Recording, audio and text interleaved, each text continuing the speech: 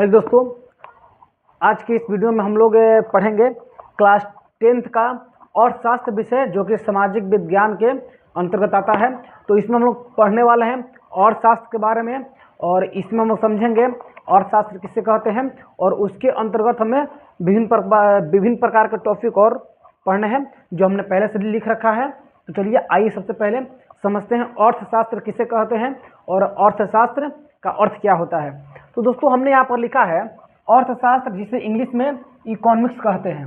ठीक है, तो अर्थशास्त्र में अर्थ का जो अर्थ होता है वो होता है धन और शास्त्र का जो अर्थ होता है वो विज्ञान। तो सिंपल भाषा में दोस्तों हम कह सकते हैं कि अर्थशास्त्र का जो मतलब होता है वो होता है धन का विज्ञान। ठीक है, तो शॉर्ट में कह सकते हैं कि धन के विज्ञान को हम अर्थशास्त्र कहते हैं। ठीक है, अब आइए जो किताब में लिखा गया भाषा उसके बारे में हम लोग समझते हैं। तो देखिए बुक में जो डेफिनेशन दिया गया है वो यही है कि अर्थशास्त्र सामाजिक विज्ञान की वह शाखा है जिसके अंतर्गत वस्तुओं और सेवाओं के उत्पादन, वितरण, विनिमय और उपभोग का अध्ययन किया जाता है। ठीक है, तो सबसे पहले समझना है कि ये जो अर्थशास्त्र है वो किस विषय के अंतर्गत आता है।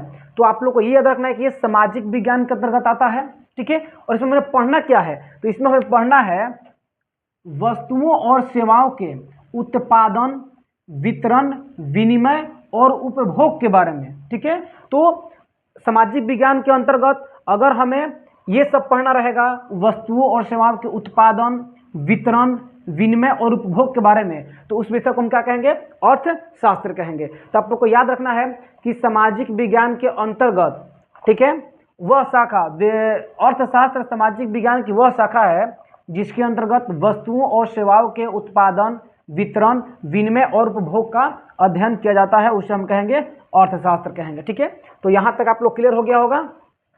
अब आते हैं समझना है हमें कि अर्थशास्त्र के जनक किसे कहेंगे। तो आप लोग को याद रखना है कि एडम स्मिथ को अर्थशास्त्र का जनक कहा जाता है। किसे कहा जाता है? एडम स्मिथ को अर्थशास्त्र का जनक कहा जाता है। ठीक है, अब देखिए आते हैं, हमको समझना है दूसरा टॉपिक जो यहाँ पर है, उपनिवेश किसे कहेंगे। ठीक है, तो देखिए उपनिवेश किसे कहेंगे, यहाँ पर लिखा गया है, या इसको पढ़ने से पहले हम समझेंगे। यहाँ पर देखिए कि मान लीजिए कि ये एक राम है और ये एक श्याम है। ठीक है, तो राम के पास शक्ति ज़्यादा है, ठीक है, सॉरी श्याम के पास शक्ति ज़्यादा है और राम के पास शक्ति क्या है, कम है। श्याम इस पर कब्जा कर लिया, श्याम राम पर कब्जा कर लिया। ठीक है, तो हम राम को कहेंगे कि श्याम का क्या है, ये उपनिवेश है। क्या है? उपनिवेश है। आप लोग समझ गए, राम के पास श्याम के पास ज़्यादा बल है, ज़्यादा शक्तिशाली है ये, और राम के पास कम शक्ति यानी कि कमजोर है। तो अगर श्याम राम पर कब्जा कर लेता है तो राम को श्याम का उपनिवेश कहा जाएगा। ठीक है, तो यहाँ से यही डिफिनेशन बनता है कि जब कोई शक्तिशाली देश, अब यहाँ पर हम लोग देश के बारे में समझेंगे, तो जब कोई शक्तिशाली देश किसी कमजोर देश पर कब्जा कर लेता है तो कमजोर देश को शक्तिशाली देश का उपनिवेश कहा जाता है। ठीक है, जब कोई शक्तिशाली देश कमजोर देश पर कब्जा कर लेता है तो कमजोर देश को शक्तिशाली देश का उपनिवेश कहेंगे। तो देखिए भारत पर कब्जा किसने किया था? भारत पर कब्जा इंग्लैंड ने किया था। किसने किया था? इंग्लैंड ने किया था, क्योंकि ये शक्तिशाली था और भारत क्या था, कमजोर था। तो बताइए कि जब इंग्लैंड ने भारत पर कब्जा किया, ठीक है, तो हम क्या कहेंगे, तो भारत को इंग्लैंड का हम क्या कहेंगे, उपनिवेश कहेंगे। यहां तक क्लियर आप सभी को? चलिए यहां तक कोई दिक्कत नहीं। अब आगे समझते हैं। देखिए भारत इंग्लैंड का उपनिवेश था। भारत किसका उपनिवेश था? तो इंग्लैंड का उपनिवेश था। अगर आप सभी से क्लास 10th के 2027 के बोर्ड में अगर पूछ ले कि भारत किसका उपनिवेश था, तो इंग्लैंड का उपनिवेश था। ठीक है, अब यहां से हमने पॉइंट बाय पॉइंट नोट्स बनाकर लिख दिया है। देखिए पहला पॉइंट से, भारत 15 अगस्त 1947 को आजाद हुआ था, ये तो आप सभी को पता होगा। ठीक है, देखिए पहले भारत को सोने का चिड़िया क्या कहा जाता था? तो पहले भारत को सोने का चिड़िया कहा जाता था। जब अंग्रेजों ने हम पर शासन नहीं किया था तो उसके पहले इसको सोने का चिड़िया कहा जाता था। ठीक है, अब देखिए अंग्रेजों ने हम पर कितने वर्षों तक शासन किया, तो बताइए 200 वर्षों तक अंग्रेजों ने हम पर शासन किया था। नहीं, भारत पर कितने वर्षों तक भारत को कितने वर्षों तक गुलाम बना करके रखा था? तो 200 वर्षों तक दोस्तों इसने हमारे देश को इंग्लैंड ने गुलाम बना करके रखा था। ठीक है, अब देखिए यहां से है और देखिए जब अंग्रेज यहाँ पर आए तो उसने कौन सा नीति अपना करके भारत को गुलाम बनाया था, तो वो नीति था फूट डालो और शासन करो। ठीक है, उसने फूट डाला और शासन करने का नीति अपना करके यहाँ पर भारत को गुलाम बना लिया था। ठीक है, तो वही नीति है कि अंग्रेजों ने फूट डालो और शासन करो की नीति को अपनाकर भारत को अपना गुलाम बनाया था। ठीक है, तो ये बात आप लोग याद हो चुका है। और शास्त्र किसे कहते हैं, तो सामाजिक विज्ञान की वह शाखा जिसके अंतर्गत वस्तुओं और सेवाओं के उत्पादन, वितरण, विनिमय और उपभोग का अध्ययन किया जाता है, उसे हम अर्थशास्त्र कहते हैं। इसके जनक कौन है, एडम स्मिथ है। उपनिवेश किसे कहा जाता है, तो जब कोई शक्तिशाली देश कमजोर देश पर कब्जा कर लेता है तो कमजोर देश को शक्तिशाली देश का उपनिवेश कहा जाता है। भारत इंग्लैंड का उपनिवेश था और भारत पर अंग्रेजों ने कितने वर्ष तक शासन किया था, 200 वर्षों तक शासन किया था। भारत कब आजाद हुआ था, तो 15 अगस्त 1947 को आजाद हुआ था। और पूछा जाएगा कि अंग्रेजों ने कौन सी नीति अपना करके भारत को गुलाम बनाया था, तो फूट डालो और शासन करो की नीति को अपनाकर अंग्रेजों ने भारत को गुलाम बनाया था। ठीक है, यहां तक आप सभी क्लियर है। अगर वीडियो अगर आप लोग को समझ में आ रहा होगा तो प्लीज वीडियो को लाइक, शेयर और मेरे चैनल को सब्सक्राइब जरूर कर दीजिएगा। और अपने दोस्तों के पास, तो जितने आपके पास ग्रुप होगा व्हाट्सएप ग्रुप, वहां पर शेयर भी कर दीजिएगा। ठीक है, और सब्सक्राइब करना मत भूलिएगा। चलिए यहां तक आप लोग समझ चुके हैं। अब हम आते हैं आर्थिक क्रियाएं क्या है। ठीक है, तो वे सभी क्रियाएं जिससे हमें आय प्राप्त होती है, यानी कि जो भी हम काम करते हैं और उनसे हमें आय प्राप्त होता है, वो क्या कहलाएगा, आर्थिक क्रिया कहलाएगा। जैसे कि हम ट्यूशन पढ़ाते हैं, ठीक है, तो उससे हमको आय प्राप्त होता है, तो भी क्या कहलाएगा, आर्थिक क्रिया कहलाएगा। किसी के पापा किसान होंगे तो भाई खेती क्यों करते हैं, अनाज बेच करके पैसा आएगा, वो भी क्या कहलाएगा, आर्थिक क्रिया कहलाएगा। किसी के पापा ड्राइवर है तो गाड़ी क्यों चलाते हैं, क्योंकि उनसे उनको आय प्राप्त होगा, तो भी क्या कहलाएगा, आर्थिक क्रिया कहलाएगा।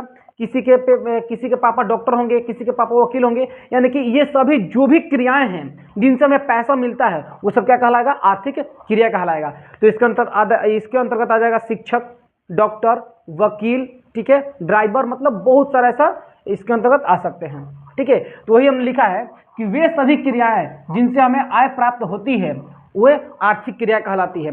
आर्थिक मतलब पैसा, क्रिया मतलब काम, यानी कि पैसा कमाने के लिए जो भी हम काम करेंगे वो आर्थिक क्रिया कहलाएगा। ठीक है, यहां तक कोई दिक्कत नहीं आप लोगों को। अब आते हैं हम लोग अर्थव्यवस्था पर।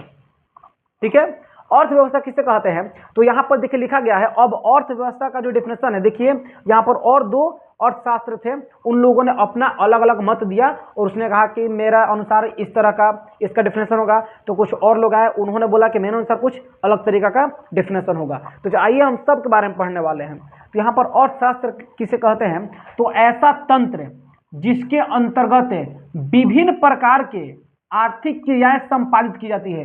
विभिन्न प्रकार के मतलब कहने का अर्थ यह है कि शिक्षक, वकील, डॉक्टर, ड्राइवर, किसान, ये सभी अपना अपना कुछ ना कुछ कार्य करते हैं, और किसके लिए, पैसा के लिए। तो एक व्यवस्था बनाते हैं ना, ठीक है, तो उसी व्यवस्था को हम क्या कहेंगे, अर्थव्यवस्था कहेंगे। यानी पैसा कमाने के लिए जो भी व्यवस्था को हम लोग अपनाएंगे वो क्या कहलाएगा, अर्थव्यवस्था कहलाएगा। ठीक है, तो ऐसा तंत्र जिसके अंतर्गत विभिन्न प्रकार की आर्थिक क्रियाएं संपादित की जाती है उसे अर्थव्यवस्था कहते हैं। तो देखिए संपादित करने का मतलब क्या हो जाएगा, तो देखिए यहां से हो जाएगा दोस्तों कि किसान खेती करता है अर्थव्यवस्था के लिए, यानी कि पैसा का व्यवस्था करता है। ठीक है, शिक्षक पढ़ाते हैं क्यों, तो पढ़ाते हैं पैसा के लिए ही। डॉक्टर इलाज क्यों करता है, यानी कि सेवा क्यों देता है, तो भी पैसा कमाने के लिए। वकील भी सेवा देता है, वो भी किसके लिए, पैसे के लिए ही। तो ये सब क्या है, आर्थिक क्रियाएं हैं, और आर्थिक क्रिया के अंतर्गत अर्थव्यवस्था आता है। ठीक है, अब यहां पर आ जाएगा ड्राइवर, तो ड्राइवर भी सेवा देता है,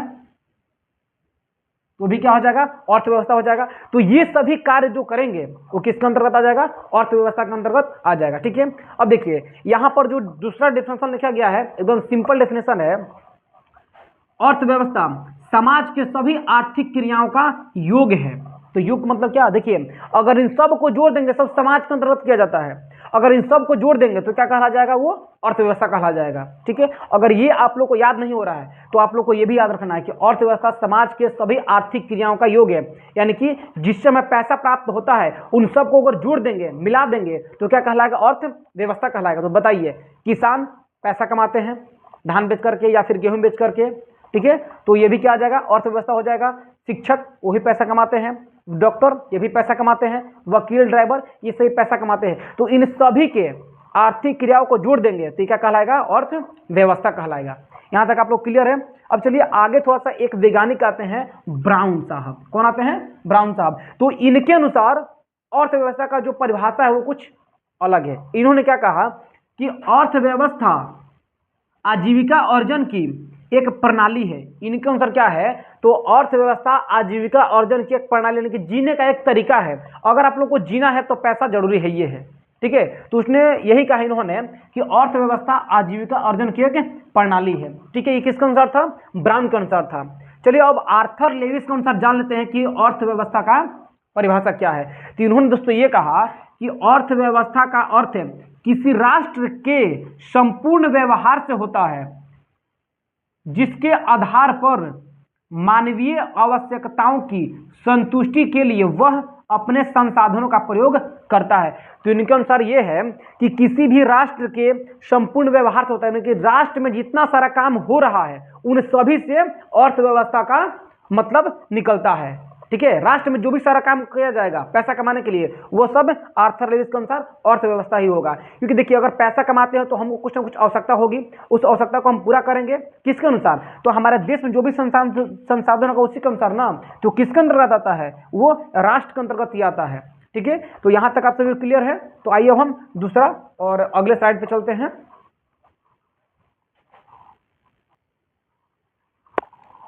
चलिए अब समझते हैं हम लोग कि अर्थव्यवस्था के दो कार्य हैं। अब अर्थव्यवस्था का कौन कौन सा कार्य है उसके बारे में समझेंगे हम लोग, ठीक है। तो देखिए यहाँ पर हम लिखा है कि अर्थव्यवस्था के दो कार्य निम्नलिखित है। कौन कौन सा है, तो देखिए यहाँ पर लोगों की आवश्यकताओं की संतुष्टि के लिए विभिन्न प्रकार के वस्तुओं एवं सेवाओं का उत्पादन करना। तो अर्थव्यवस्था का प्रथम कार्य क्या है, तो वस्तु और सेवा का उत्पादन करना। तभी तो कोई वस्तु कमा पाएगा, कोई व्यक्ति पैसा कमा पाएगा। जब कोई सेवा होबे नहीं करेगा, वस्तु का उत्पादन होगा ही नहीं, तो कोई व्यक्ति पैसा थोड़ा कमा पाएगा। तो अर्थव्यवस्था का कार्य क्या है, दो है। कौन सा है, तो किसी भी वस्तु के संतुष्टि के लिए, उसकी आवश्यकता की पूर्ति के लिए वस्तु और सेवाओं का उत्पादन करना। समय से कि बैंक कर्मचारी है, शिक्षक है, वकील है, सबका सेवा के क्षेत्र के अंतर्गत में आता है। यानी कि परिवहन भी हो गया, वही सेवा में आता है, ठीक है। अब देखिए लोगों को रोजगार के अवसर प्रदान करना, ठीक है। जब लोगों के पास रोजगार का अवसर मिलेगा, जब कहीं काम धंधा मिलेगा तब कोई पैसा कमा पाएगा। तो पहला कार्य आपको याद रखना है कि उसको क्या काम करना है, अर्थव्यवस्था का दो कार्य क्या है। तो पहला कार्य यह है दोस्तों कि वस्तु और सेवाओं का उत्पादन करना। किसका, वस्तु और सेवाओं का उत्पादन करना। और दूसरा काम क्या है, तो रोजगार के अवसर प्रदान करना, ठीक है। ये इसका दो काम है। और इसके पहले हमने पढ़ा था कि उपनिवेश किसे कहते हैं, ठीक है।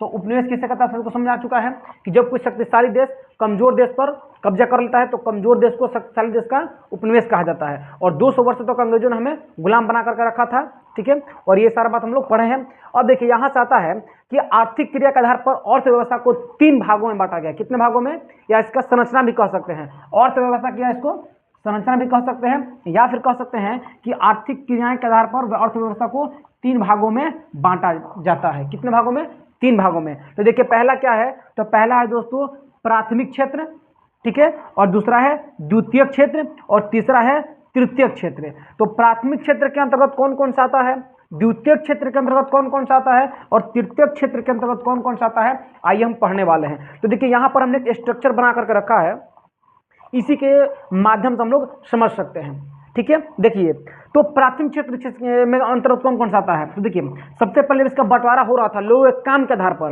कि अगर काम के आधार पर अर्थव्यवस्था का अगर बंटवारा किया जाएगा तो किसको किस किस श्रेणी में रखा जाएगा। पहले किसको रखा जाएगा, दूसरे में किसको रखा जाएगा, और तीसरे में किसको रखा जाएगा। तो देखिए सबसे पहले किसान को रखा गया था। किसको, किसान को। तो जो भी किसान लोग आते हैं जो कृषि करेगा वो अर्थव्यवस्था के अनुसार किस में आएगा, प्राथमिक क्षेत्र में आएगा। पशुपालन करना, मुर्गी पालन करना, मछली पालन करना, ये सभी किस में आएगा, प्राथमिक क्षेत्र में आएगा, ठीक है।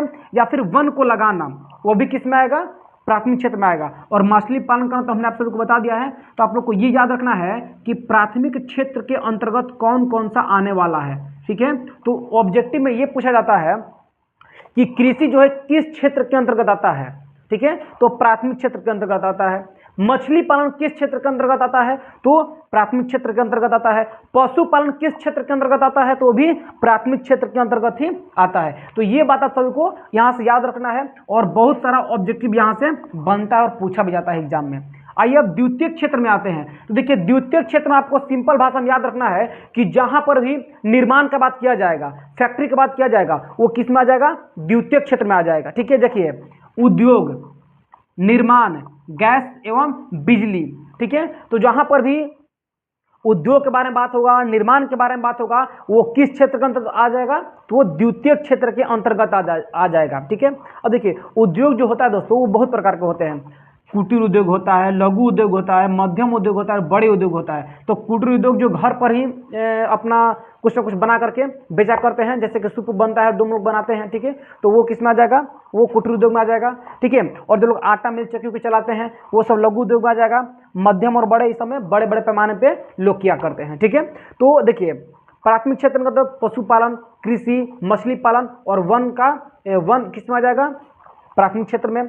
द्वितीय क्षेत्र में जहां पर फैक्ट्री की बात किया जाएगा, निर्माण की बात किया जाएगा, वहां पर द्वितीय क्षेत्र हो जाएगा।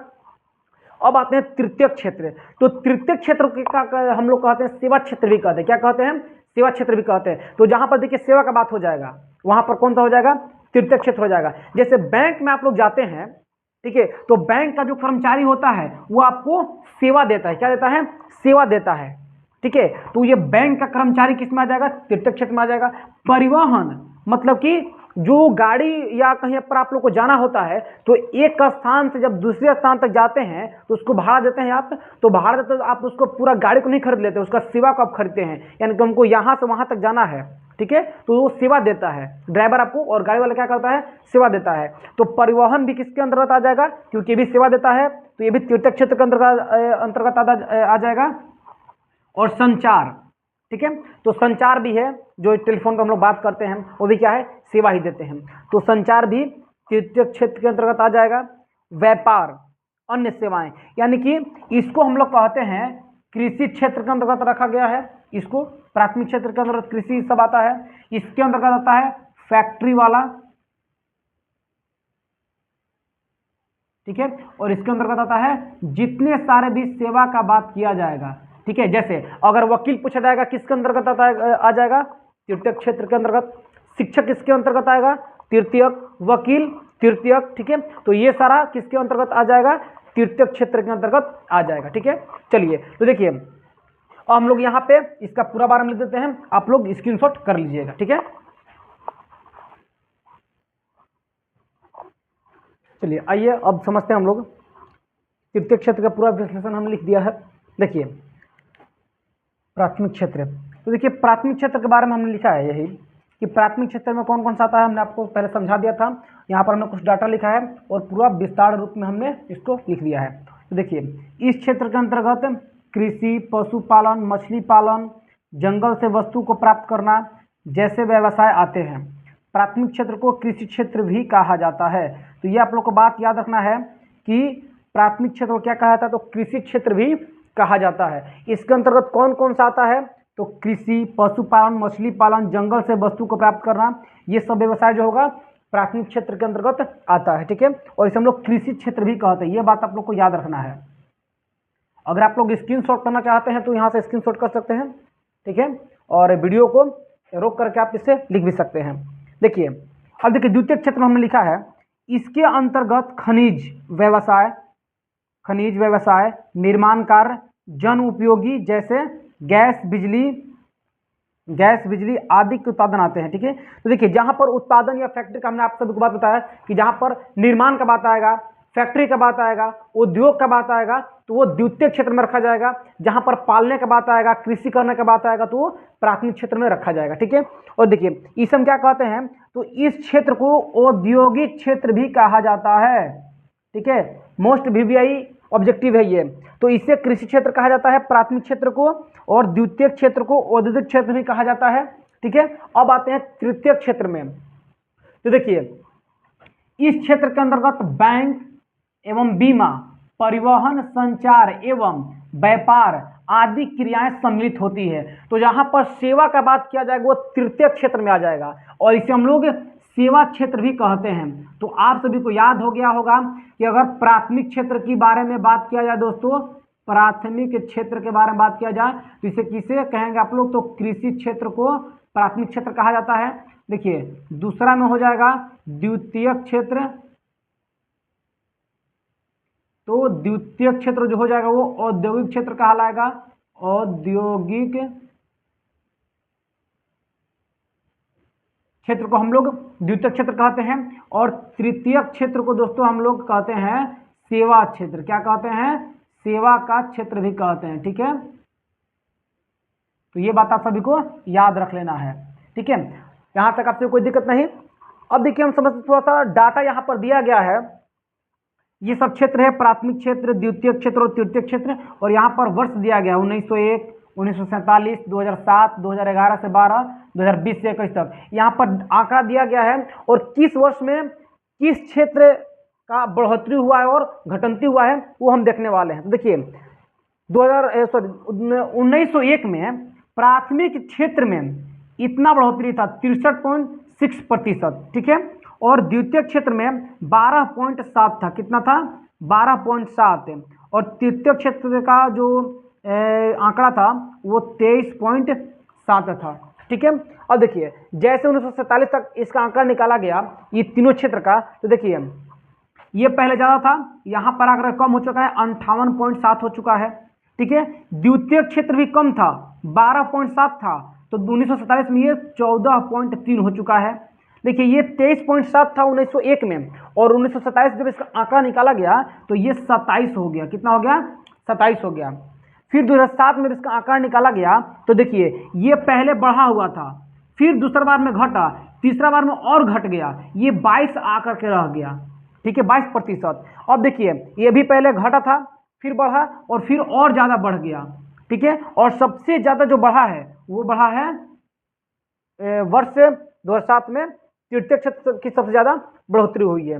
ठीक है, और 2011 से 12 में देखेंगे तो इसमें और इसका कमी हुआ है, 16.38%, इसमें हुआ है 29.35%, और ये 54.27%। ठीक है, और 20 से 21 तक देखते हैं तो ये डाटा इसका 20.19, 25.92 और 53.89। ठीक है, तो ये जो प्राथमिक क्षेत्र दोस्तों है, ये सभी क्षेत्र का तो बढ़ंती हुआ, ये बढ़ा है।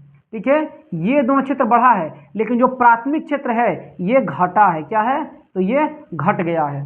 ठीक है, तो ये हमने आप सभी को इस वीडियो में अर्थशास्त्र के बारे में समझाया, और अगले नेक्स्ट पार्ट 2 में भी इसी से संबंधित और वीडियो हम लेकर के आएंगे।